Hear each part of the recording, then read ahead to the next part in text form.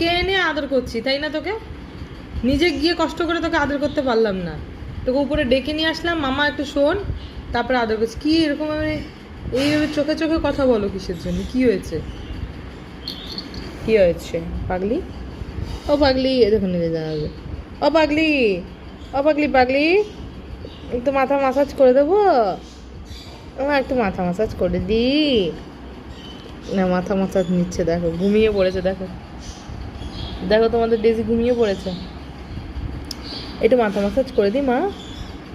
ও তো কীরকম স্টাইলে ঘুমায়, কুমিরের স্টাইলে, মানে একটা হাত এরকম এদিকে, একটা হাত ওইদিকে, পাগুলো এরকম, কুমির স্টাইল, কুমির পোজ।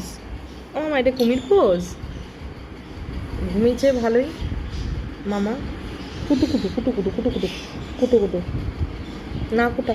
আর এই টাইমে না বাচ্চাদের একটু নাকটা চেক করবে সবাই, আমি বলে দিলাম ছোট্ট একটা টিপস, যে নাকটা চেক করবে যে নাকটা সবসময় ভেজা আছে কিনা। কেন নাক যদি সবসময় ভেজা থাকে তাহলে বুঝতে পারবে যে ওদের শরীর থেকে একমাত্র মানে ঘাম বা এই তাপটা বেরোনোর দুটোই জায়গা, একটা হচ্ছে নাক, একটা বেশিরভাগটা মুখ, নাক, আর হচ্ছে ওদের পায়ের এই থাবাগুলো থেকে বেরোয়। কিন্তু পায়ের থাবা থেকে যতটা না বেরোয়, নাক মুখ থেকে একটু বেশিই বেরোয়। তো যতটা মুখ থেকে বেরোয় নাক থেকেও বেশি বেরোয়। তো নাকটা ধরে দেখবে যে নাকটা ভেজা আছে কিনা, তাহলে বুঝবে যে শরীর ঠিকঠাক আছে। আর যদি দেখো যে নাকটা খুব মানে শুকনো শুকনো লাগছে, তাহলে কিন্তু প্রচুর পরিমাণে বাচ্চাকে জল খাওয়াতে হবে। জল খাওয়ালে এই প্রবলেমটা আস্তে আস্তে ঠিক হয়ে যাবে। পারলে তোমরা ওআরএস জল দিতে পারো, যেটা আমি বলেছিলাম যে ফ্লেভারলেস যেটা ওআরএস, সেটা দেওয়া যায় বাচ্চাদেরকে।